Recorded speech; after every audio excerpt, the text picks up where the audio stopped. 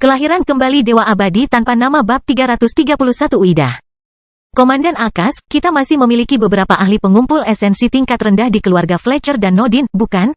Dengan kemampuan memanah yang bagus dan kemampuan terbang keluarga Nodin, kita bisa mengatasinya. Para Jenderal Iblis juga lebih dari mampu menghadapi pertempuran udara. Faktanya, mereka mungkin adalah senjata terbaik kita saat ini. Saya bisa bertarung di langit jika saya menggunakan susunan saya. Tapi, saya tidak bisa membuat pijakan secepat Dion, jadi sebaiknya saya tetap di tanah. Jika kita bisa memaksa mereka untuk melihat pertempuran udara sebagai sebuah kerugian bagi mereka, itu adalah hal yang terbaik. Sepertinya labirin itu sudah tidak ada gunanya sekarang, tapi, menurutku kita tidak harus melupakannya sepenuhnya. Jika kita dapat mengalihkan perhatian para ahli pengumpul esensi darinya dan membiarkan para ahli formasi meridian menggunakan perangkat mereka sendiri, maka labirin akan tetap menjadi keuntungan yang baik bagi kita. Ri berbicara dengan cepat ketika dia mencoba menganalisis semua informasi yang dia miliki. Akas mengangguk setuju. Saya paling terbiasa memimpin pasukan Elfin. Sampai sekarang, kita masih memiliki sekitar 18.000 orang dengan sekitar 2.000 orang tewas atau terlalu terluka untuk berperang. Di antara mereka, kami masih memiliki beberapa puluh ahli pengumpul esensi yang telah membentuk inti pertahanan kami di dalam labirin. Yang bisa kita lakukan adalah mengeluarkan mereka untuk menguatkan diri kita sendiri, apalagi stamina mereka relatif utuh. Tiba-tiba, gemuruh pasukan yang mendekat sudah terlalu dekat untuk diabaikan lagi. Ri dengan cepat mengangguk. Sepertinya kita sudah kehabisan waktu. Aku serahkan komunikasinya padamu, Akas. Juga, saya berharap Sekte Nifeus akan membantu dengan kemampuan terbaik mereka juga. Tanpa menunggu jawaban, Ri melintas, menghilang bersama para Jenderal Iblis. Di luar labirin, Bas dan Liska sedang mengawasi pasukan yang mendekat. Tapi, tidak seperti yang diharapkan, ekspresi mereka tidak mengandung kegembiraan atau kemenangan. Bas, apa mereka seharusnya datang? Liska bertanya dengan berbisik sambil melayang di udara bersama suaminya. Bas terdiam beberapa saat sebelum menjawab, ada yang tidak beres.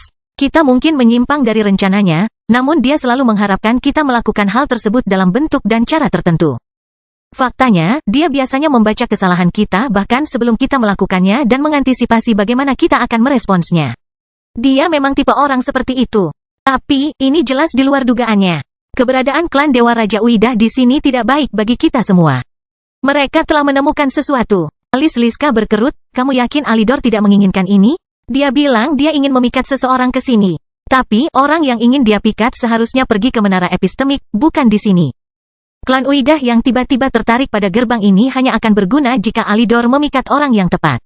Tapi, jika dia salah perhitungan dan mereka menjadi tertarik tanpa imbalan, ini semua akan sia-sia. Pasir Bas mengenai gigi. Kali ini terlalu banyak variabel.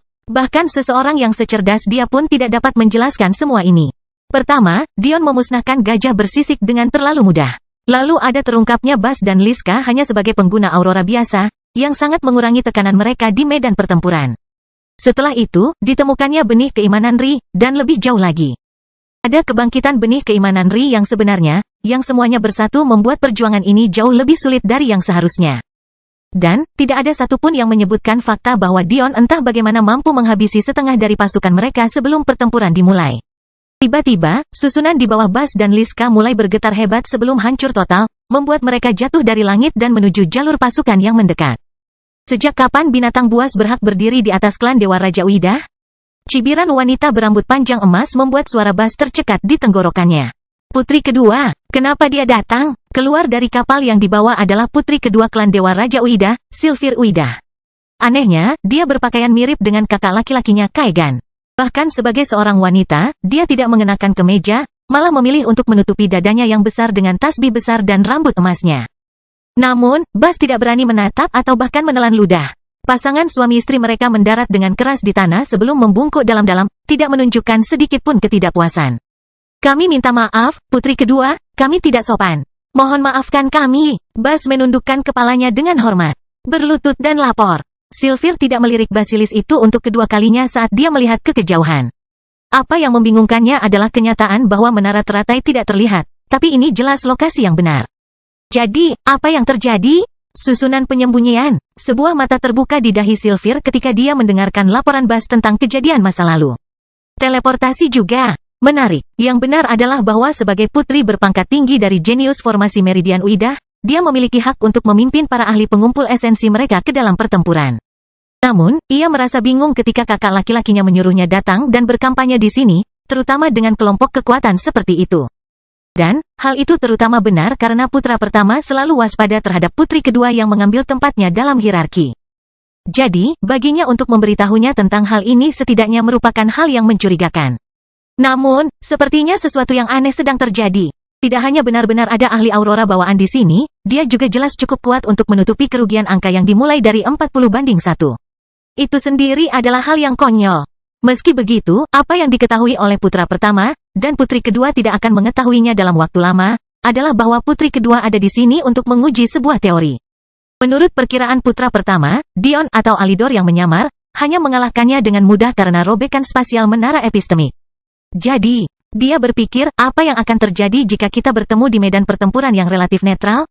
Putri kedua menyeringai pada dirinya sendiri ketika mata budanya seakan mengintip segala sesuatu. Sudah saatnya aliansi teratai mengetahui kehebatan sesungguhnya dari putra-putri Uidah. Kelahiran kembali Dewa Abadi tanpa nama bab 332 Uidah, 2. Sylphir terkekeh pada dirinya sendiri, sepertinya kakak telah memberiku tugas yang cukup menarik. Dan di sini saya pikir dia akan bersenang-senang.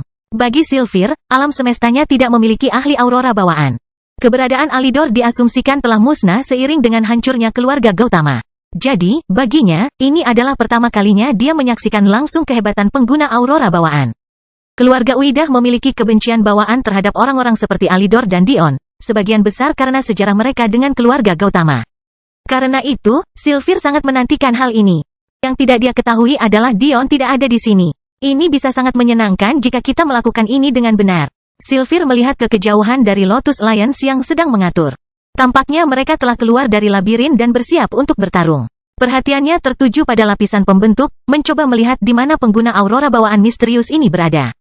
Tapi, tidak ada yang menarik perhatiannya, membuatnya sedikit kecewa. Namun, ketika matanya tertuju pada para jenderal iblis, mereka tidak bisa menahan diri untuk tidak menyipit. Mereka berbahaya. Di antara pasukan lawan, hanya 100 orang yang tersisa, tekanan yang tidak bisa diabaikan oleh Sylphir. Tiba-tiba, misi yang tampaknya sederhana menjadi 2 kali lipat lebih sulit. Pertama karena pengetahuan dari pengguna aurora bawaan ini, dan kedua oleh pasukan aneh iblis berambut putih ini. Tunggu, mata Sylphir menangkap sesuatu yang lain. Entah bagaimana, inti iblis yang dia khawatirkan ini tunduk pada seorang wanita.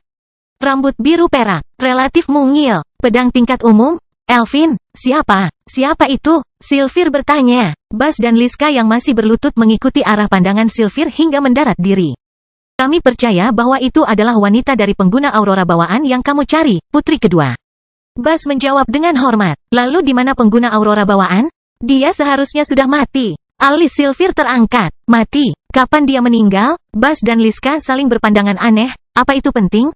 Tapi, mereka tetap menjawab. Dia seharusnya mati pada hari pertama penyerangan kita. Dia jatuh ke dalam perangkap ki kematian bersama dengan separuh pasukan kita. Sylphir terkikik mendengar informasi ini. Dia belum mati. Tidak mau menjelaskan lebih jauh, Sylphir kembali ke pasukannya, sebuah rencana licik terbentuk di benaknya secara perlahan. Meskipun dia sangat meremehkan kakak laki-lakinya karena mempertahankan posisi yang lebih tinggi darinya, dia tetap harus menjaga keagungan keluarga Uidah. Jadi, memberitahu Bas dan Liska bahwa satu-satunya alasan dia yakin Dion masih hidup adalah karena kakak laki-lakinya gagal membunuhnya. Tidak benar-benar menguntungkannya. Apa yang Sylphir tidak tahu adalah bahwa kakaknya yang melarikan diri dengan Dion, sebenarnya adalah Alidor. Namun, bagaimana dia bisa menebak seperti itu? Baginya, tidak ada alasan bagi siapapun untuk menyamar sebagai Dion. Alidor hanya melakukannya sebagai tindakan pengamanan. Itu memungkinkan dia untuk menggunakan aurora bawaannya dengan bebas, sekaligus melindungi identitasnya. Tapi, untuk menyimpulkan hal seperti itu, Sylphir harus mengetahui bahwa A. Ada anggota keluarga Gautama yang masih hidup dan B. Mereka juga memiliki aurora bawaan. Itu akan menjadi penjelasan terbaik mengapa seseorang meniru Dion pada khususnya. Wakil Komandan, serang aku. Dada Sylphir yang besar bergetar ketika 10 komandan berambut emas melangkah maju dengan aura yang menyesakan.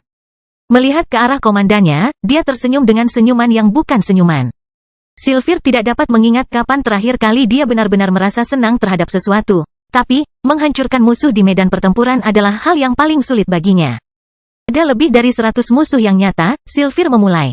Meskipun demikian, mereka hanya berasal dari tingkat pengumpulan esensi yang lebih rendah. Anda sebagai wakil komandan saya telah dipilih sendiri. Saya tidak akan menerima kerugian apapun dari alam semesta yang lebih rendah. Ai, wakil komandan menghantamkan kedua tangan mereka ke dada sebagai penghormatan yang aneh. Tapi, suara yang menyebabkannya bergema di medan pertempuran, mengirimkan cincin perembesan halus yang menghantam udara dan bahkan menyebabkan basilis formasi meridian batuk darah. Matahari menyipit melihat tampilan ini. Bahkan dia terpaksa mengedarkan ki celestialnya agar tidak terpengaruh. Tapi, pasukan lainnya tidak melakukannya dengan baik.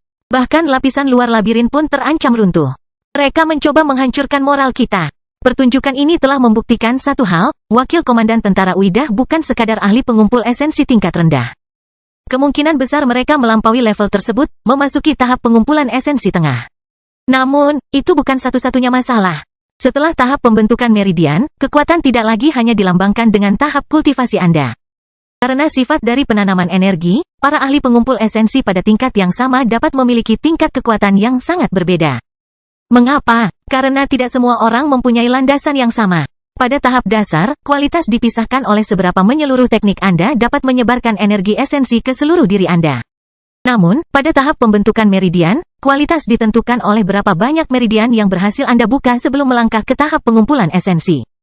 Persyaratan minimum untuk memaksa masuk ke tahap pengumpulan esensi adalah menempatkan diri Anda di puncak tahap ke-6, atau 54 meridian terbuka. Namun, ahli yang melakukan itu dikenal sebagai ahli pengumpulan esensi kelas 7, dan mereka adalah yang terendah dari yang terendah. Jika Anda berhasil mencapai puncak tahap ke-7, atau membuka 63 meridian, Anda akan dikenal sebagai ahli pengumpul esensi kelas 6. Begitu seterusnya hingga kelas 1 atau 108 meridian terbuka, tapi, disitulah letak masalahnya. Ri tidak tahu berapa tingkat ahli pengumpul esensi para jenderal iblis itu. Tapi, dia tahu bahwa banyak elf yang hanya berada di kelas 5. Hanya jenius puncak dari keluarga besar yang akan berada di kelas 4 dan bahkan itu adalah lompatan besar dalam kekuasaan. Setiap tingkatan seperti tingkat yang benar-benar baru. Seorang ahli pengumpul esensi kelas 4 tahap 1 dapat bermain-main dengan ahli pengumpul esensi kelas 5 meskipun mereka dipisahkan oleh 2 atau bahkan 3 tahap.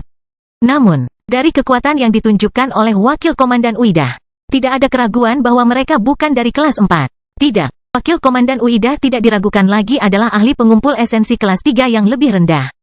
Kelahiran kembali Dewa Abadi tanpa nama bab 333 yang terakhir. Tidak ada yang bisa mereka lakukan mengenai perbedaan kekuatan.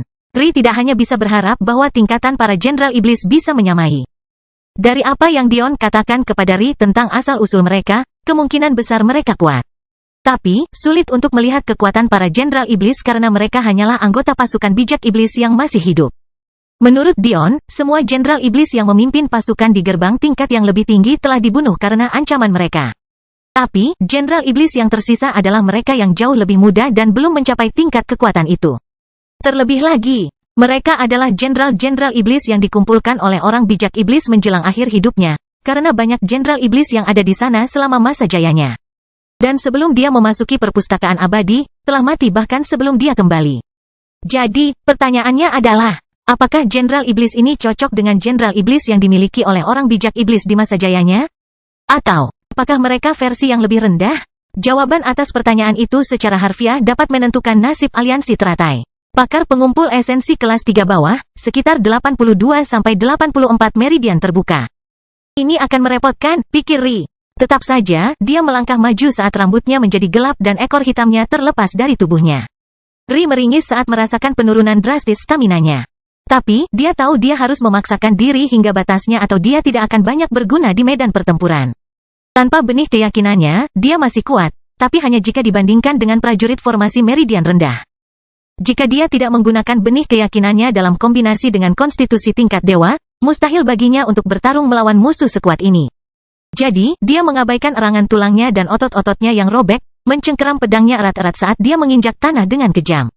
Retakan menyebar melalui tanah abu-abu yang bergetar, menguatkan saraf aliansi teratai yang tegang. Ayo pergi! Ri melompat ke depan, menyerang para jenderal iblis di belakangnya. Mata Sylvir berbinar, tidak menyangka aliansi teratai akan memulai serangan. Tapi tak lama kemudian, senyuman terlihat di wajahnya saat dia dengan santai naik kembali ke singgasananya. Biarkan mereka merasa putus asa. Lalu, tawa ringan Sylvir membuat tulang punggung pasukannya merinding saat dia tanpa sadar meraba-raba dadanya.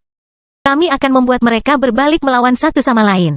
Jauh dari medan pertempuran itu, Dion telah membawa Alidor ke lantai pertama menara epistemik. Sepertinya dia bisa menghendaki dirinya sendiri ke level yang berbeda, tapi ada juga batasannya. Sama seperti apa yang dikatakan orang tua itu, Dion harus cukup sukses di luar menara untuk mendapatkan level yang lebih tinggi di dalam menara epistemik. Kakak laki-laki, Kayara berlari ke arah Alidor, senang bertemu dengannya lagi. Tapi ketika dia melihat betapa lemahnya dia melontarkan pandangan tidak senang ke arah Dion. Apa yang kamu lakukan pada kakakku? Kamu pengganggu. Tapi sebelum Dion sempat menjawab, Alidor tiba-tiba berlutut, menarik adik perempuannya ke dalam pelukan erat. Dia tidak mengatakan apa-apa, tapi ini adalah emosi paling besar yang pernah dia tunjukkan selama ini. Bahkan Kayara pun bingung dengan apa yang terjadi. Dia dipeluk begitu erat hingga dia bahkan tidak bisa mengangkat tangannya lagi. Dion tersenyum, berjalan melewati saudara-saudaranya dan menuju saudaranya sendiri. Penerus, kamu akhirnya kembali. Aku mengalahkan permainan persona ini beberapa bulan yang lalu, bagaimana kamu bisa membiarkan majikanmu bosan begitu lama? Alis Dion berkedut karena tingkah Freenor. Nyonya, Madeline akan tertawa tapi Ri akan membunuhku.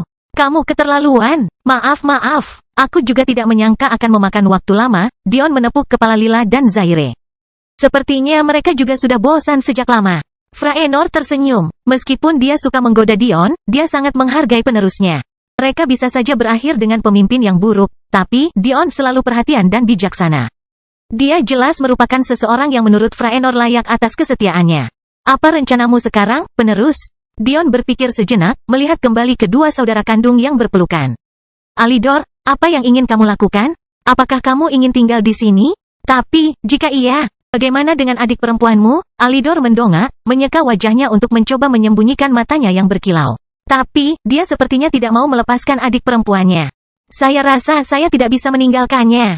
Dion berpikir sebentar. Basilis adalah satu-satunya yang benar-benar berada di bawah kendali Alidor. Dia hanya menggunakannya untuk memanipulasi bagian lain dari alam semesta Uida. Alidor, apa sebenarnya sifat hubungan antara Anda dan para Basilis?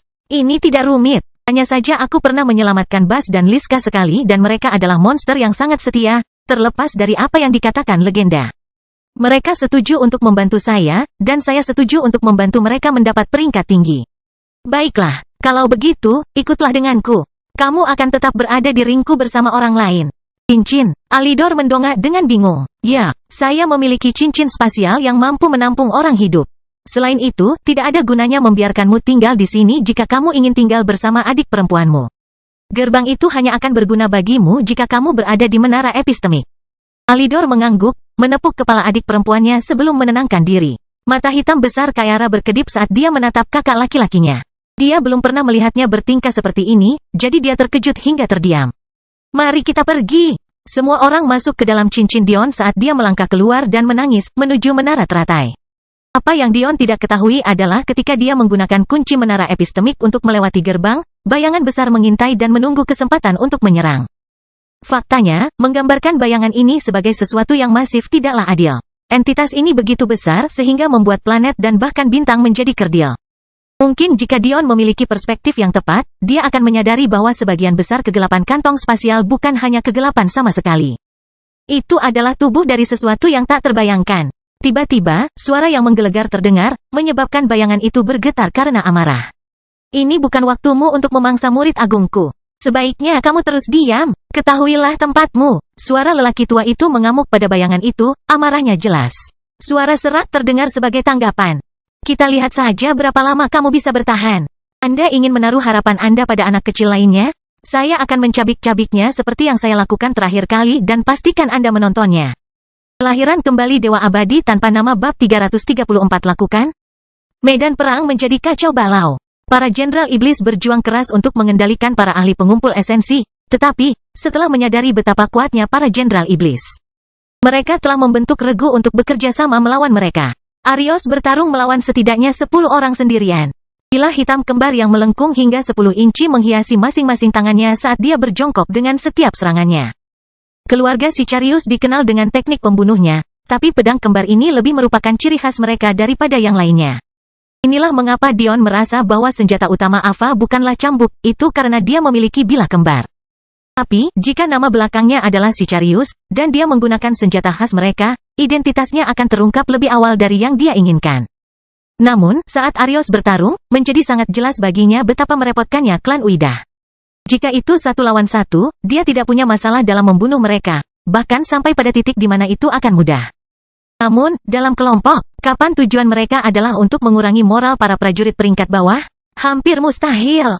Raungan wakil komandan Dion terdengar di seluruh medan pertempuran, dibumbui dengan musik dalam upaya mereka untuk menjaga api di dalam diri setiap orang tetap menyala. Namun, masalahnya adalah hanya sedikit musik yang bisa melakukan hal tersebut. Hal ini mengikuti hukum hasil yang semakin berkurang. Semakin sering digunakan secara berurutan, semakin kecil pengaruhnya. Jadi, sementara para ahli formasi meridian alam semesta UIDA akhirnya bebas menyerang labirin tanpa keberatan. Pasukan cadangan aliansi teratai hanya bisa mundur sedikit demi sedikit dalam keputusasaan. Meskipun keunggulan jumlah yang dimiliki UIDA lebih sedikit dari sebelumnya, jumlahnya masih sekitar 90.000 hingga 18.000. Dan keuntungan itu menjadi semakin jelas. Tapi, mereka terus berjuang meski mati-matian. Tidak ada pilihan lain. Ini adalah titik hidup dan mati. Mundur ke dalam gerbang sangatlah sulit, terutama ketika berada di luar jangkauan stabilitas menara bumi. Mundur dalam keadaan yang tidak terduga seperti itu adalah bunuh diri. Cuaca telah berubah begitu sering dan angin topan mengamuk begitu tiba-tiba selama beberapa bulan terakhir. Sehingga aliansi teratai dan bahkan musuh-musuh mereka tidak pernah mendapat kesempatan untuk bernapas. Hampir seperti sebuah isyarat, suhu medan perang tiba-tiba turun, mencapai di bawah titik beku dalam sekejap. Ekor Ri mencambuk dengan liar, pedangnya memotong ke depan dan menebas ahli formasi meridian manapun yang bisa dia lawan. Warna emas pada ekornya telah sangat meredup dan bahkan warna hitamnya pun semakin terang menjadi abu-abu yang tidak sehat. Dia berjuang, menggunakan dorongan yang diberikan badai salju untuk memperkuat keinginan esnya. Aku harus berteleportasi kembali. Aku tidak bisa melanjutkan ini. Ri bahkan tidak mampu lagi melewati kehampaan. Kecepatannya telah berkurang dan serangannya hanya efektif pada ahli formasi meridian bawah. Tingkat kekuatan yang semakin langka di medan pertempuran ini. Dengarkan aku, suara Sylvir menyelimuti medan pertempuran, jelas mengandung keinginan misterius klan UIDA. Seringai muncul di wajahnya, sudah waktunya rencananya mulai berlaku. Kampanye akan segera berakhir, dan sejujurnya, aku ingin pulang. Beberapa bulan ini merupakan bulan yang sulit. Sekarang, menghancurkanmu sebelum hari kiamat tidak ada bedanya bagiku. Saya punya banyak waktu untuk kembali ke gerbang saya. Tapi, aku bisa pergi sekarang. Alis Ri berkerut saat dia terus menangkis serangan. Ri merasakan sebilah pedang menusuk bahunya untuk yang kesekian kalinya. Tapi ketika dia mencoba mengedarkan esensinya untuk menyembuhkan dirinya sendiri, dia tiba-tiba merasa hampa. Namun, ada harganya. Hancurkan papan teleportasi di dalam labirin kecilmu, dan aku hanya akan membunuh mereka yang berada di luar, meninggalkanmu sendirian. Kalau begitu, aku akan segera berangkat. Senyum kejam muncul di wajah Sylvir. Bas dan Liska telah menghabiskan waktu berbulan-bulan menganalisis cara kerja formasi sarang gorila dan menyimpulkan bahwa pasti ada stasiun pemancar untuk teleportasi. Jadi, begitu Sylvir mendengarnya, dia menyusun rencana ini. Dengan berfokus untuk memastikan para Jenderal Iblis memiliki dampak paling kecil di medan pertempuran, para ahli formasi meridian terbuai dalam rasa putus asa yang salah.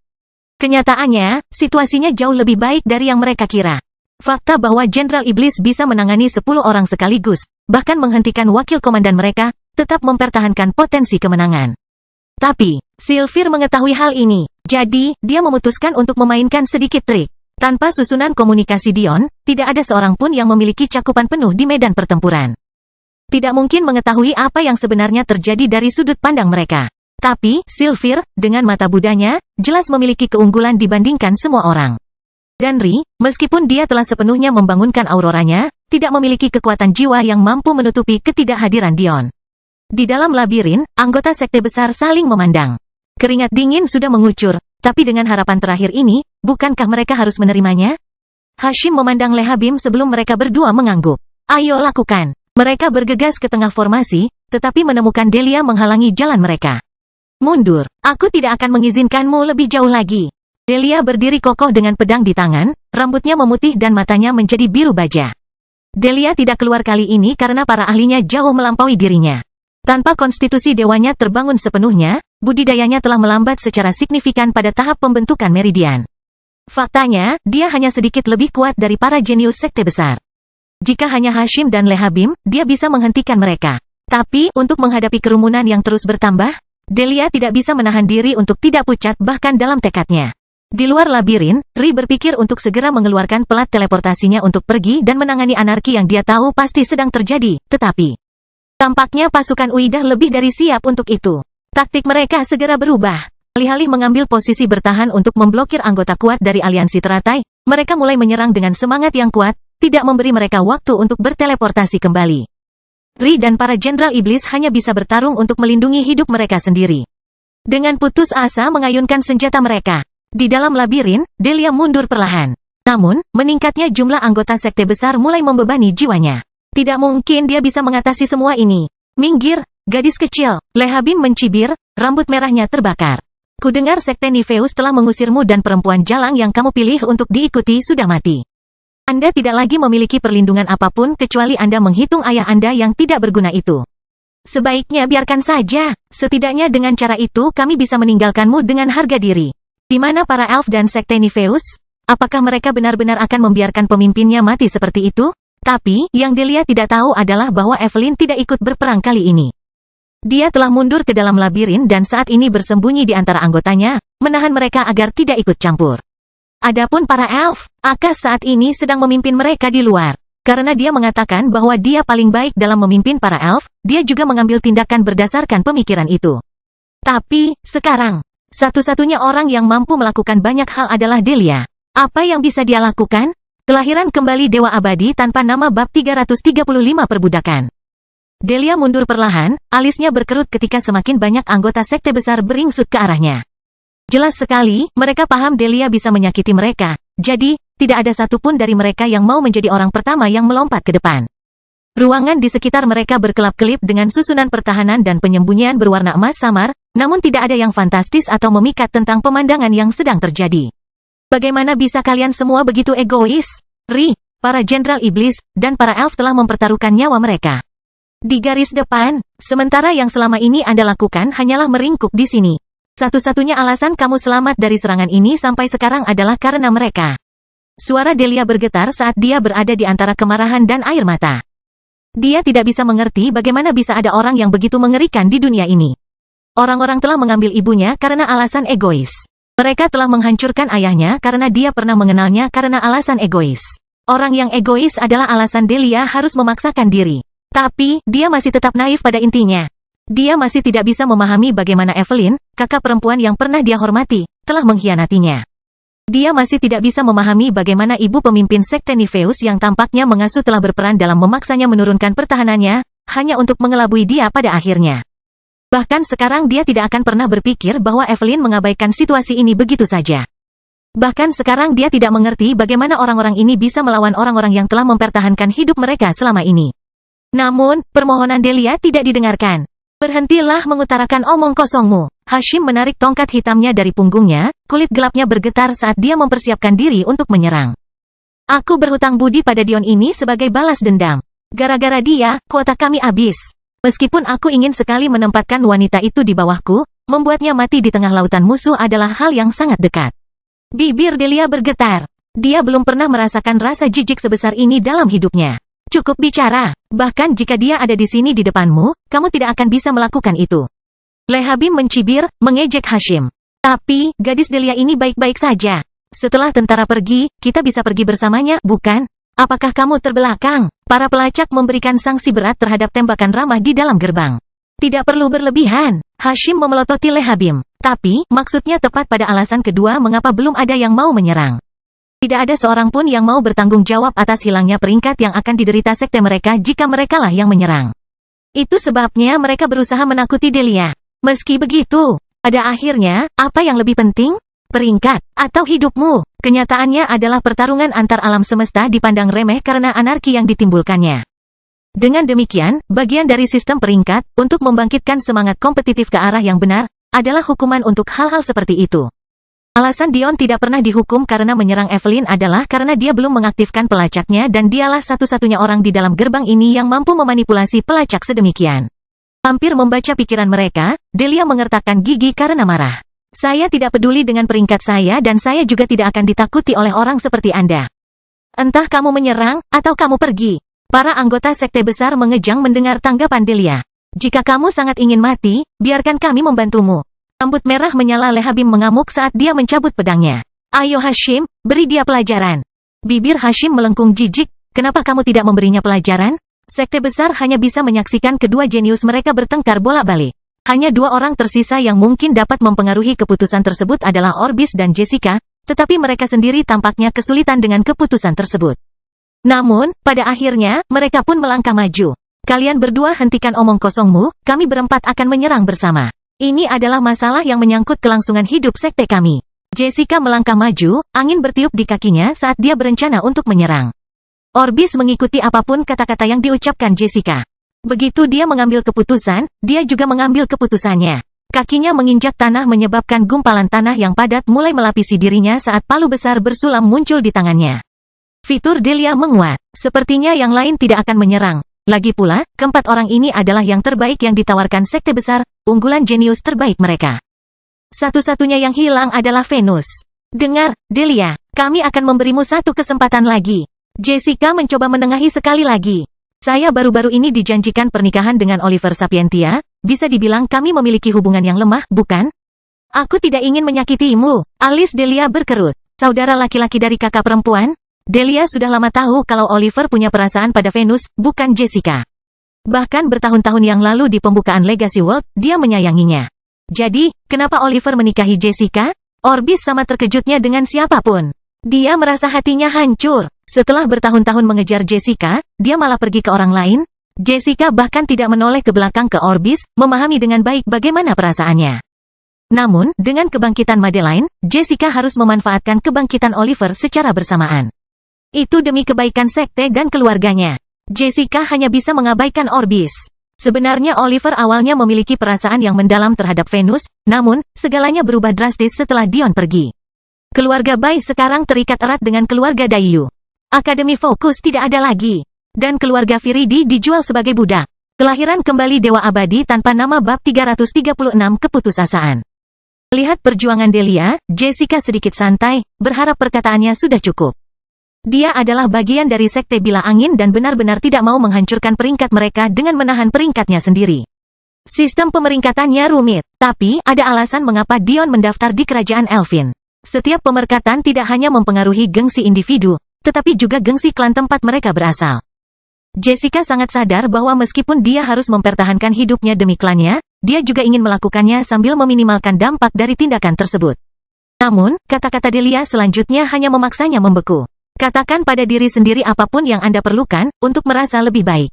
Tapi, pejuang harus punya integritas. Dan tidak ada di antara kalian yang memilikinya. Rambut putih Delia melambai pembohong saat dia menguatkan dirinya untuk bertarung melawan para jenius unggulan-unggulan besar. Lihat apa maksud pembicaraanmu, Jessica? Hanya membuang-buang waktu. Ayo pergi. Lehabim meluncurkan dirinya ke depan, pedangnya menyala ke arah Delia. 3 jenius unggulan yang tersisa juga menyerang, siap membunuh Delia jika perlu. Delia melangkah maju, pedangnya berbenturan dengan milik Lehabim dan memaksanya mundur. Tangannya bergetar di bawah tekanan. Ini bukanlah gaya pertarungan yang biasa dia lakukan. Dia selalu menari dan mengalir dengan permainan pedangnya, tapi gaya seperti itu sekarang akan memberikan terlalu banyak peluang kepada lawannya untuk menyerang bantalan transmisi di belakangnya. Sebelum Delia bisa memikirkan tindakan balasan, Bila Angin keluar dari Jessica saat dia menjaga jarak. Delia misalnya, meringis ketika angin kencang menembus kulitnya. Tapi, hanya ada sedikit waktu untuk fokus karena tongkat Hashim dan palu Orbis menyerangnya dari kedua sisi, berniat menghancurkannya. Hujan itu, badai hujan berputar di sekitar Delia dengan ganas, menghalangi senjata mereka yang mendekat untuk sesaat dan membiarkannya melompat keluar. Delia terengah-engah saat dia melihat ke arah 4 musuhnya yang perlahan mendekat. Apa yang saya lakukan? Di luar tata letak labirin, masalahnya tidak jauh lebih baik. Luka di kulit Ri dan darah yang menetes darinya semakin bertambah setiap detiknya. Bahkan luka di dahi telah terbuka kembali, hampir membukakan penglihatannya secara maksimal. Namun, dia terus bertarung karena tampaknya ratusan formasi basilis yang diinginkannya. Ri telah membuat mereka semua lupa bahwa keadaan dia pernah menjadi wanita cantik tiada taraf di medan perang. Yang mereka lihat hanyalah musuh, kekacauan berdarah yang hanya akan terlihat lebih baik jika ditemukan di ujung senjata mereka. Saya harus menggunakannya, Ri berpikir dalam hati dengan lemah saat lututnya lemas. Haha. Ri memaksa pohon kehidupan dan kematian ada. Akarnya berputar di udara dengan liar, menembus basilis yang tidak curiga dan menyebabkan kesakitan yang melengking. Tapi, sepertinya meski nyawa mereka dipertaruhkan, para basilis tidak berani melanggar perintah Sylphir. Jika mereka membiarkan Ri berteleportasi, bahkan pemusnahan seluruh ras mereka mungkin tidak akan memuaskan iblis betina itu. Jadi, mereka mengabaikan cabang obsidian yang menusuk, terus menekan Ri dan tidak memberinya ruang untuk bernapas. Tapi, sedikit peningkatan stamina membantu Ri bertahan lebih lama. Meskipun kekuatan jiwanya dengan cepat habis, energi esensi dan kesejahteraan tubuhnya meningkat secara perlahan. Melihat ini, Sylvie mengerutkan kening sebelum dia memberi isyarat ke arah wakil komandan di kejauhan. Setelah mencapai level pengumpulan esensi, komunikasi dengan esensi Anda dalam jarak 100 meter dapat dilakukan. Dengan cara ini, Anda tidak perlu menggunakan kemauan angin sebagai pengganti seperti yang dilakukan Dion. Namun, menggunakan ini di medan perang tidak terlalu efektif. Pertama, alasan Anda harus berada pada level pengumpulan esensi adalah karena mempertahankan komunikasi seperti itu memerlukan energi yang cukup. Dan kedua, jika berkomunikasi hanya dengan satu orang membutuhkan begitu banyak energi.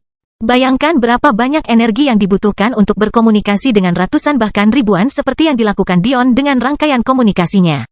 Namun, Sylvie berkomunikasi dengan wakil komandan terdekatnya untuk mengirim ahli pengumpul esensi untuk menghabisi Ri.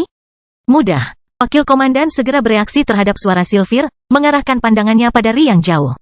Anda. Wakil komandan melompat mundur dari pertarungannya dengan Jenderal Iblis, sambil menunjuk ke arah salah satu bawahannya. Pergi dan habisi dia. Pakar pengumpul esensi mengangguk, melatih nafsu darahnya pada sosok Ri yang terluka. Pakarnya adalah seorang pria parubaya yang telah lama bertempur di antara Uidah. Bakatnya tidak luar biasa, karena itu dia harus melambat ketika dia berada di tahap pembentukan meridian untuk menjadi ahli pengumpulan esensi kelas 4. Meskipun ini jauh dari tingkat wakil komandan kelas 3, itu masih sangat terhormat. Terutama jika dibandingkan dengan alam semesta yang akan dia lawan saat ini. Lelaki itu melesat ke depan, mendekati doanya. Sylvie memperhatikan dari atas singgasananya, senyuman terlihat di wajahnya saat rencananya telah mencapai kesimpulan. Dengan kematian Ri, apakah para pejuang di dalam labirin telah melanggar tuntutannya sebelumnya atau tidak, mereka pasti akan hancur sekarang. Setelah kekacauan itu berhasil ditaburkan, Sylvie bisa menghancurkan bagian luar pasukan. Lalu, apakah dia benar-benar akan membiarkan anggota sekte besar itu pergi? Sungguh konyol. Sylvie terkekeh pada dirinya sendiri. Kau mengira aku datang sejauh ini hanya untuk membunuh beberapa orang tak dikenal? Jika saya tidak menaklukkan menara, apa tujuan saya di sini?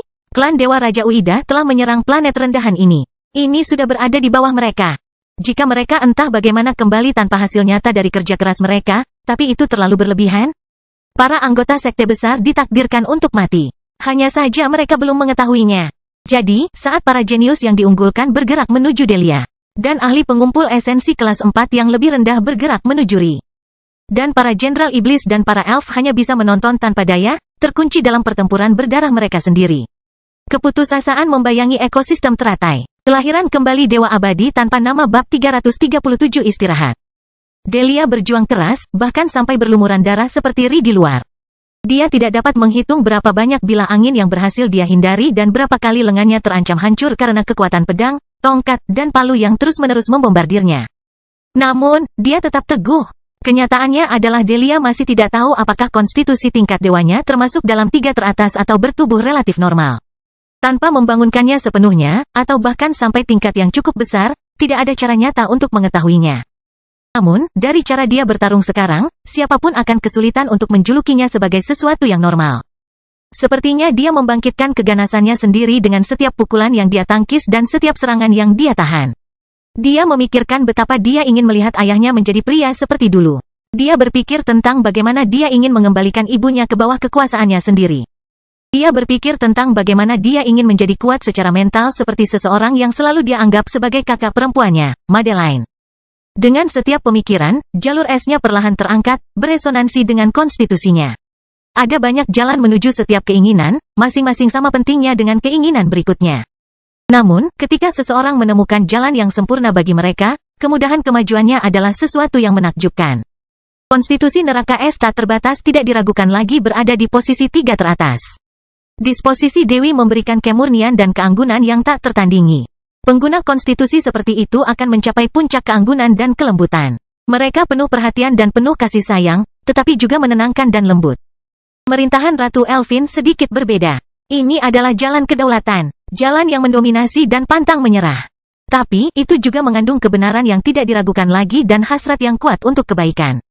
Pemegang konstitusi ini akan menuntut tetapi memiliki hati yang lembut dan halus seperti awan.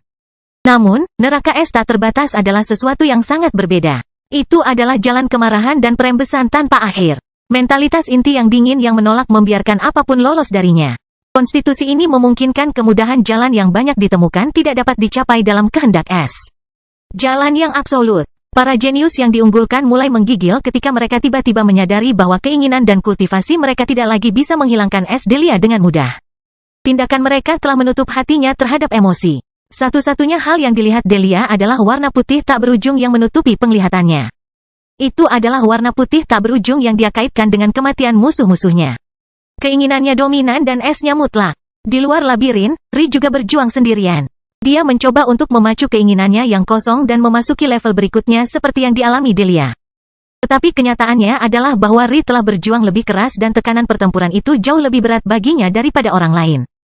Dia tidak hanya membawa kekhawatiran Dion bersamanya selama berhari-hari sebelum dia menghilangkan kekhawatirannya, dia juga mendorong dirinya jauh melampaui batas kemampuannya setelah itu. Para Jenderal Iblis adalah ahli pengumpul esensi dan penggarap kehendak iblis. Tubuh mereka memiliki akses ke stamina yang jauh lebih besar daripada tubuh Ri. Namun, sebagian besar masalahnya terletak pada kenyataan bahwa Ri harus berjuang sebaik mungkin agar bisa berguna. Meskipun mengalahkan ahli formasi meridian tingkat 6 dan bahkan 8 dari alam semesta mereka sangat mudah bagi Ri, para ahli dengan tingkat yang sama dari alam semesta Uidah jauh lebih baik. Ri baru saja terbangun dari benih keyakinan sepenuhnya, dia telah menahannya. Akankah perkembangan mencoba mengikuti jalan yang bukan miliknya, dan sekarang dia harus melawan musuh yang budidayanya jauh lebih tinggi daripada dirinya. Itu terlalu melelahkan. Jadi, ketika Ri melihat seorang ahli pengumpul esensi bergegas ke arahnya dengan seringai tercela terlihat di wajahnya, dia tidak bisa menahan tawa pahit pada dirinya sendiri. Kekuatan jiwanya sudah habis setelah beberapa menit menggunakan teknik keluarga Acaccia, peningkatan staminanya menurun lebih cepat dari itu. Dan sepertinya mengangkat pedang di tangannya pun terlalu merepotkan. Aeson memperhatikan dari jauh, mencoba mengarahkan tombaknya ke arah Ri seperti yang dilakukan para Jenderal Iblis dan Arios. Tapi, sepertinya tentara Uidah hanya rela membuka ruang untuk rekannya, dan tak lama kemudian, dia berada tepat di atas Ri. Mengetahui dia akhirnya terpojok, para basilis akhirnya menarik napas dalam-dalam, mundur agar prajurit Uidah bisa menangani sisanya. Jika Ri mencoba berteleportasi sekarang, prajurit Uidah tidak mungkin memberikan waktunya untuk itu. Ada terlalu banyak perbedaan antara budidaya dan stamina mereka. Ri bernapas dengan keras, dadanya naik turun melalui armor peraknya yang memerah. Segala sesuatu di medan pertempuran sepertinya berhenti. Ini mungkin adalah titik balik yang paling penting. Jika Ri meninggal, aliansi tersebut akan bubar. Para elf akan kehilangan seorang putri. Para Jenderal Iblis akan kehilangan komandan lainnya. Sekte besar akan melihat tokoh sentral mereka hilang. Evelyn menyaksikan adegan ini dengan sedikit senyum memainkan fitur-fiturnya. Seolah-olah apa yang terjadi adalah sesuatu yang pantas diterima Ri. Baginya, apa perlunya terlibat? Kebenciannya pada Dion telah mengaburkan segalanya, bahkan ketika dia mengira Dion sudah mati. Akas mencoba menggunakan tombak berkepala duanya untuk menerobos, tapi pasukan Uidah berada di luar jangkauannya. Aeson, Arios, dan para Jenderal Iblis juga tidak tampil lebih baik. Semua orang hanya bisa menonton. Tapi, tiba-tiba sesuatu yang janggal terjadi. Senyuman terlihat di wajah Ri saat dia mengangkat pedangnya untuk pertahanan terakhirnya. Sacharo, jangan kalah. Dia berbisik pada dirinya sendiri. Namun, terlepas dari kata-katanya, stamina Ri melemah. Di bawah perjuangannya yang terus-menerus dia mampu mengalihkan perhatiannya dari kelelahan.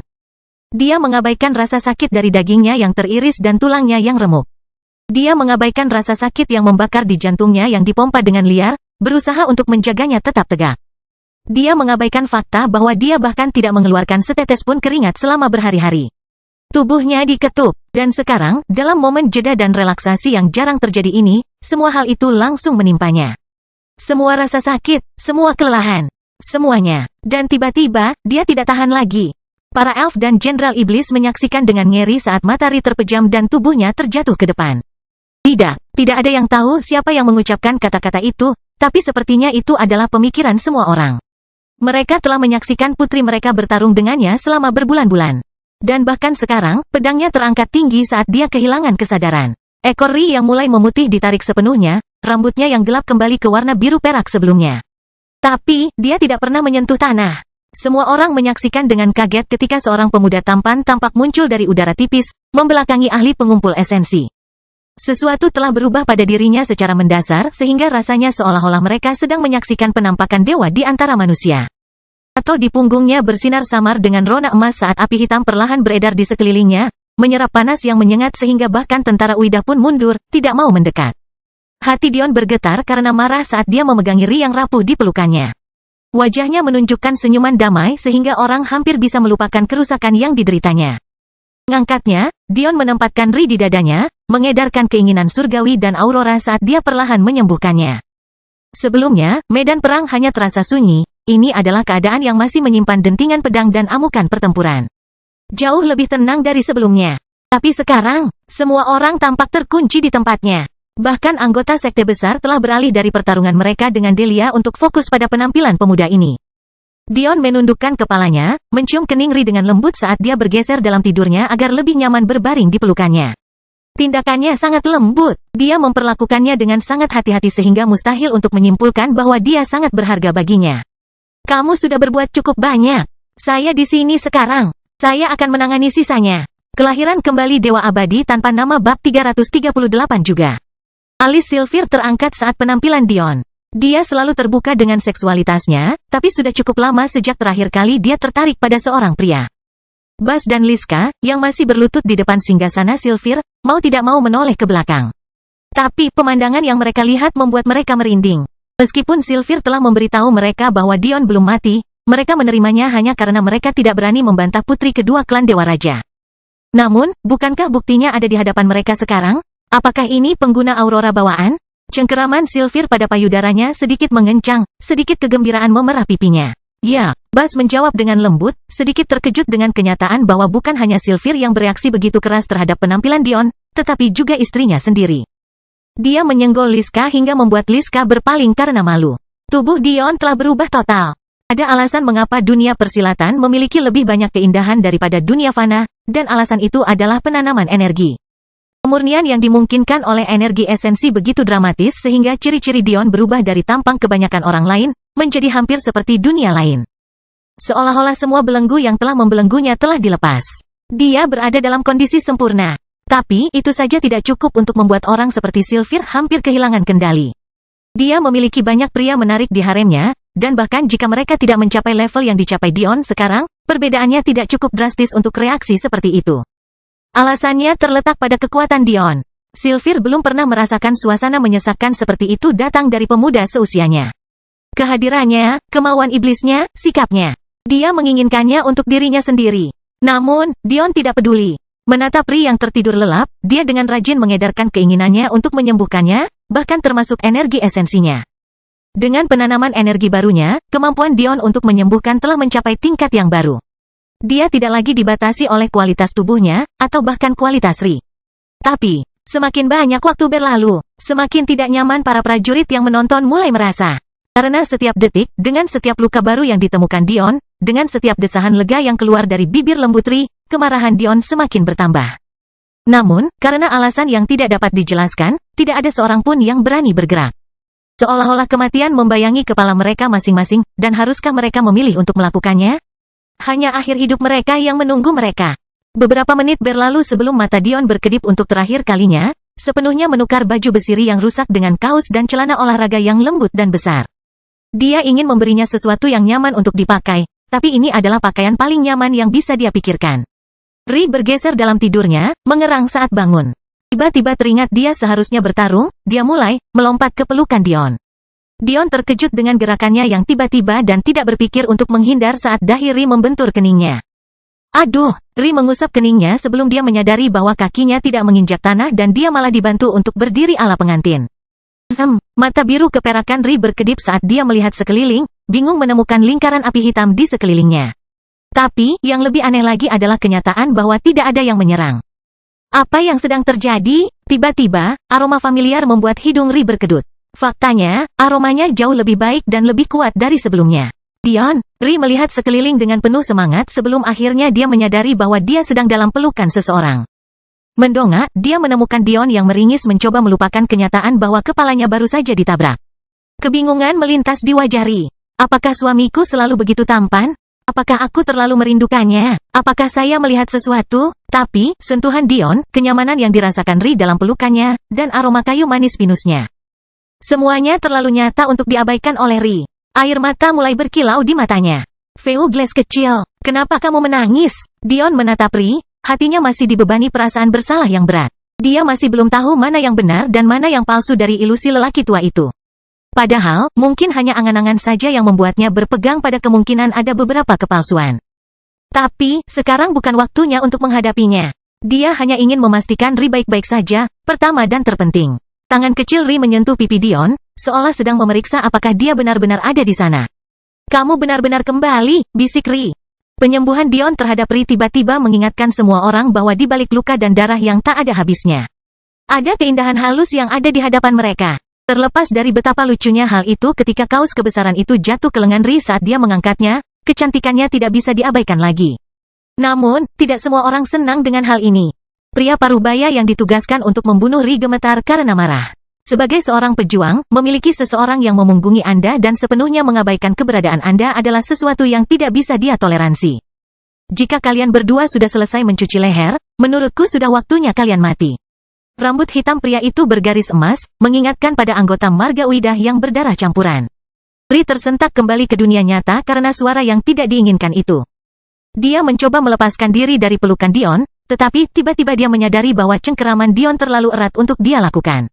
Ketika dia mendongak, yang dia temukan hanyalah senyuman lembut. Kamu berbaring saja di sana dengan nyaman. Bahkan, Anda bisa tidur siang jika mau. Saya mendapatkannya. Ri ingin memprotes, tapi ada sesuatu pada Dion yang sepertinya tidak terduga saat ini. Seorang ahli puncak kelas 1 tidak pernah muncul di kuadran ini selama berabad-abad karena menurunnya keinginan langit. Meskipun Alidor mencoba menemukan jalan baru dengan menggunakan aurora bawaannya, itu jelas bukan sesuatu yang semua orang bisa akses. Dan sekarang Dion telah menggunakan Alidor agar terbiasa dengan tubuh barunya, hanya dia yang tahu betapa kuatnya dia. Dan sudah waktunya bagi orang lain untuk mengetahuinya juga. Kelahiran kembali Dewa Abadi tanpa nama bab 339 ayo. Oke, Ri tersenyum cerah, menyandarkan kepalanya di dada telanjang Dion. Detak jantungnya begitu mantap dan kuat hingga hampir membuat Ri tertidur. Tapi, meski dia sangat lelah, dia ingin menyelesaikan ini sampai akhir. Dion terus mengedarkan auroranya dengan lembut ke dalam Ri. Meskipun dia telah menyembuhkan semua luka luarnya, masih banyak luka dalam yang terakumulasi. Dan itu belum lagi tekanan yang dialami jiwanya setelah dengan paksa mendorong pohon kehidupan dan kematian hingga batas kemampuannya. Beralih ke prajurit yang marah itu, wajah Dion langsung menjadi dingin. Matanya mengamati pria yang berdiri kurang dari 5 meter dari dirinya. Cuci leherku, pria itu gemetar di bawah tatapan Dion. Dia tidak mengerti apa yang sedang terjadi. Dia tidak bisa merasakan kultivasi apapun yang datang dari pemuda ini. Namun, dia merasa hidupnya ada di tangan Dion. 74 membuka meridian. Pengumpulan esensi tahap kedua. Turunkan kelas 4. Dion segera menyimpulkan ini. Menurutmu mengapa kamu berhak membunuh istriku dengan kultivasi yang menyedihkan? Alis para prajurit di sekitarnya bergerak-gerak karena provokasi Dion. Apakah anak ini akan mencoba melawan mereka tanpa kultivasi dan seorang wanita dalam pelukannya? Konsep konyol macam apa itu? Tiba-tiba, keinginan iblis Dion berkobar. Aura emas merah yang menetes menyebar darinya, memancarkan tekanan yang menyesakkan. Prajurit Uidah itu tiba-tiba merasa seolah-olah lututnya akan lemas kapan saja. Keinginannya untuk bertarung perlahan-lahan terhapus dan sepertinya kehadiran Dion semakin membesar. Silakan, saya minta maaf. Prajurit itu berlutut, menggigil ketakutan. Yang bisa dia lihat di hadapannya hanyalah gunung yang tidak dapat diatasi. Tidak ada gunanya menolak. Ini adalah raja dari segala sesuatu. Jalur kedaulatan adalah sesuatu yang sudah lama disadari oleh Dion, sejak pembicaraan pertamanya dengan Ri. Namun, sebelum dia bisa menggunakannya secara maksimal, itu pada dasarnya diturunkan ke alat rayuan yang dibocorkan tanpa disadari oleh Dion. Tapi sekarang, Dion dapat mempertahankan keinginan iblisnya di puncak tingkat ke-9 dan pemahamannya tentang dirinya sendiri telah mencapai tingkat yang sama sekali baru karena uji coba empati sejati. Orang normal mungkin hancur karena kesalahan masa lalunya, sehingga membebani hatinya selama bertahun-tahun yang akan datang. Tapi, Dion berbeda. Ketika orang lain melihat kegagalan, dia melihat ruang untuk perbaikan. Saat orang lain melihat jalan buntu, dia melihat jalan untuk melewatinya. Saat orang lain melihat keputusasaan, dia melihat keberanian dan keberanian. Dion tahu dia telah melakukan kesalahan, tetapi para pemimpin selalu melakukan kesalahan. Yang membedakan yang hebat adalah kemauan mereka untuk beradaptasi dan berubah. Keyakinan Dion pada dirinya sendiri tak tertandingi. Dia tidak ragu. Dia akan membawa aliansi teratai keluar dari situasi ini. Dia akan membawa tunangannya pergi. Dia ingin namanya berkuasa di dunia persilatan. Dengan mengingat semua tujuan ini bukanlah tempat yang tepat baginya untuk tersandung. Mata Dion bersinar dengan emas ungu saat susunan senjata neraka yang cemerlang muncul di belakangnya, berputar dengan ganas di udara. Beberapa hal tidak bisa dimaafkan. Dia berkata dengan lemah. Sebuah tombak yang dibubuhi angin dan pedang akan menusuk ke depan, menusuk kepala prajurit Uidah yang tertunduk. Tidak ada waktu untuk berteriak atau menangis kesakitan, tidak ada waktu untuk putus asa, tidak ada waktu untuk menyesal. Mata Sylvie berkilat marah melihat pemandangan ini. Bukan karena dia peduli dengan kematian seorang prajurit, tapi yang dia pedulikan adalah wajah keluarga Uida. Dan salah satu anggota mereka sekarat sambil berlutut bukanlah sesuatu yang ingin dia lihat. Tapi, Dion tidak peduli. Pria ini hanyalah orang pertama yang mati. Aku perlu menyusun kembali pasukan. Tidak mungkin bagiku melakukan itu untuk semua orang, tapi Jenderal Iblis saja sudah cukup. Sayap meledak dari punggung Dion. Warna hitam yang mendominasi dan putih bersih bersinar di medan perang, mengangkatnya ke udara dengan kecepatan yang tak tertandingi. Namun, dia tidak melarikan diri. Angin mengamuk di sekitar Dion saat dia tiba-tiba berhenti di udara, memegang Ri dalam pelukannya. Udara menjadi berat saat manifestasi humanoid Dion muncul, menjulang di medan perang dengan kekuatan yang menindas. Kekuatan jiwa Dion segera naik ke puncak tahap Blossom. Namun, kali ini Dion tidak merasa stres. Tubuhnya terasa ringan dan nyaman. Ini adalah kondisinya yang sempurna. Angin bertiup kencang di bawah Dion, dipenuhi api hitam yang menderu-deru. Tentara terpaksa mundur. Banyak yang hanya berada pada tingkat formasi meridian. Kekuatan mereka tidak cukup untuk menangani penggabungan keinginan Dion. Dia terlalu mendominasi. Apa yang dia lakukan? Mata Sylvie menyipit. Dia terbiasa selangkah lebih maju dari musuh-musuhnya. Dia tidak pernah menggunakan taktik dalam arti yang sebenarnya, tapi dia selalu punya rencana yang sering kali menguntungkannya. Manipulasi psikologis, alokasi prajurit, pemusatan kekuatan, semua ini adalah hal-hal yang baik dilakukan oleh keluarga Uida dengan mata Buddha mereka.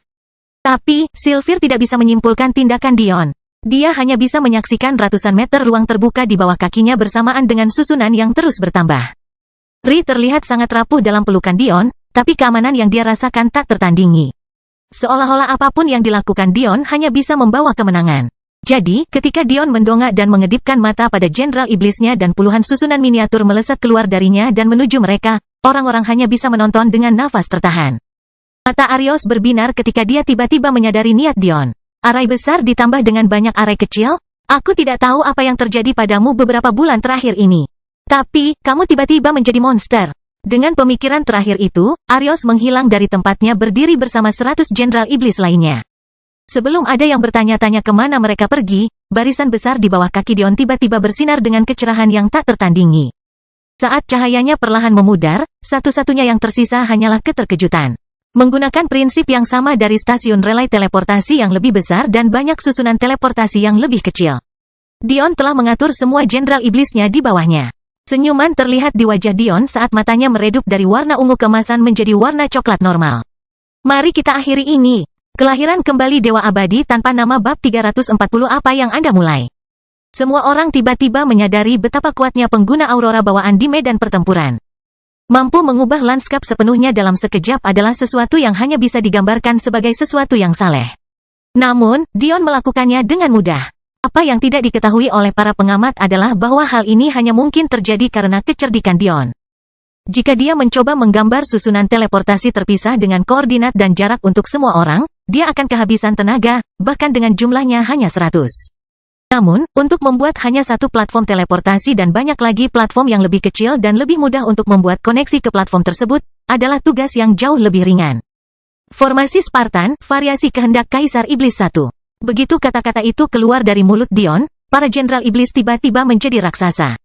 Kulit mereka memerah, dan otot serta tulang mereka berderit di bawah tekanan teknik peningkatan tubuh terhebat dari orang bijak iblis itu. Dan meskipun mereka tidak memiliki akses ke tahapan yang sempurna, itu entah bagaimana membuat mereka terlihat semakin berbahaya. Para Jenderal Iblis segera bergeser, membentuk persegi sempurna. 10 Jenderal Iblis membentuk masing-masing pihak saat Dion menciptakan lapisan susunan pertahanan untuk melindungi sudut mereka. Namun, mungkin bagian yang paling aneh dari formasi ini adalah 10 jenderal yang membentuk masing-masing pihak sangat tersebar, bahkan hingga jarak 5 meter. Nampaknya hal ini tidak masuk akal, jika maksudnya menggunakan strategi seperti Spartan, ruang kecil dan formasi rapat lebih baik. Tapi, Dion mengabaikan semua ini. 60 Jenderal Iblis yang tersisa membentuk pusat alun-alun, 15 menutupi setiap sisinya. Tapi, ini hanya menimbulkan lebih banyak pertanyaan. Mengapa 15 tertinggal 10? Apa gunanya spasi? Banyak yang memikirkan hal ini di benak mereka. Tetapi Dion hanya dengan santai menyaksikan perpindahan itu dengan senyuman memainkan wajahnya. Tiba-tiba, dia menurunkan dirinya ke tengah formasi persegi, melayang hanya 5 meter di atas tanah. Sayapnya ditarik ketika sebuah susunan muncul di bawahnya. Duduk bersila, Dion menggendong Ri saat dia menghadapi pasukan yang berjumlah hampir 100.000 orang. Ekspresi sedih muncul di wajahnya ketika dia memikirkan bagaimana rasanya bertarung sebanyak ini tanpa dia berkomunikasi dengan semua orang. Tapi, semuanya sudah berakhir sekarang. Kamu akan menyadari bahwa akulah orang paling berbahaya di medan perang ini. Dion berkata dengan lemah. Suaranya dipenuhi dengan kemauan musik yang tak tergoyahkan dan amarah yang membara mengalir darinya. Dia marah. Dia marah karena dia tidak ada di sini. Marah karena dia tidak bisa mengambil tanggung jawab sebagai komandan. Marah karena tunangannya terluka. Jika Anda ingin peluang menang, sebaiknya kamu mencari cara untuk menemuiku. Mata Dion menjadi gelap saat dia menyebarkan teknik keluarga Matilde. Tiba-tiba, indera keenamnya diperkuat, melengkapi mata kekaisaran Asura. Dion menyadari sesuatu dari kata-kata lelaki tua itu. Ketika entitas tersebut mengatakan bahwa mata Buddha adalah kerabat jauh Aurora, Dion awalnya mengira itu hanya lelucon yang berlebihan. Namun, dia kemudian memikirkannya lebih jauh. Bukankah Aurora itu punya nama lain? Dan bukankah itu namanya mata pikiran? Jika banyak teknik mata dapat ditelusuri kembali dari inspirasi yang mereka temukan pada Aurora. Lalu bukankah itu berarti Dion dapat menggunakan auroranya untuk lebih memahami dan memperkuat teknik ini? Dion sangat benar. Iris matanya menjadi emas murni dengan bintik-bintik merah dan ungu terukir di dalamnya. Dion tiba-tiba bisa melihat semuanya. Entah itu tepat di depannya atau ratusan meter jauhnya. Dan kemudian, pembantaian dimulai. Pohon kehidupan dan kematian bermekaran di belakang Dion, merobek tanah abu-abu dan meliuk-liuk di medan perang. Jeritan kesakitan terdengar dari tubuh-tubuh yang tertusuk, dan anggota tubuh terkoyak. Akar-akarnya tiba-tiba dilapisi dengan api hitam pekat, menyapu tubuh-tubuh yang menggeliat menjadi abu ketika buah-buahan mulai berjatuhan dari pohon yang digantung di atas kepala Dion. Lalu segalanya menjadi lebih buruk. Bunga putih besar mulai bermekaran di medan pertempuran saat klon Dion mulai mengamuk. Tujuannya sederhana, gunakan melahap dan diserap kembali ke dalam Dion. Jumlah kekuatan jiwa yang bisa diserap oleh 10% klon sangatlah minim. Faktanya, mereka hanya bisa menyerap kekuatan jiwa dari prajurit formasi Meridian yang hampir mati di mana Dion telah mencuri semua energi esensinya. Tapi, jumlah yang mereka serap masih melebihi jumlah yang digunakan Dion untuk membuatnya. Jadi, persis seperti yang dikatakan Dion. Para Jenderal Iblis belum bergerak 1 inci pun, namun dalam waktu 5 menit, 1000 ahli formasi Meridian musuh telah dibantai. Para ahli pengumpul Saripati Uida hanya berdiri terkagum-kagum. Bahkan aliansi teratai tidak bisa menahan gemetar saat menunjukkan kekuatan. Tiba-tiba menjadi sangat jelas bagi semua orang apa tujuan pembentukan Dion. Itu bukan untuk menempatkan para Jenderal Iblis pada pasukan yang mendekat dan berharap mereka bisa menang. Para Jenderal Iblis memiliki satu pekerjaan dan satu pekerjaan saja, pastikan tidak ada yang mengganggu Dion sambil melampiaskan amarahnya. Bas dan Liska merasakan hati mereka terkoyak. Ini bukan ahli Uidah yang sekarat, melainkan anggota klan mereka sendiri. Saudara dan saudari mereka sendiri, mereka ingin bertarung. Tapi apa yang bisa mereka lakukan menghadapi kekuatan seperti itu?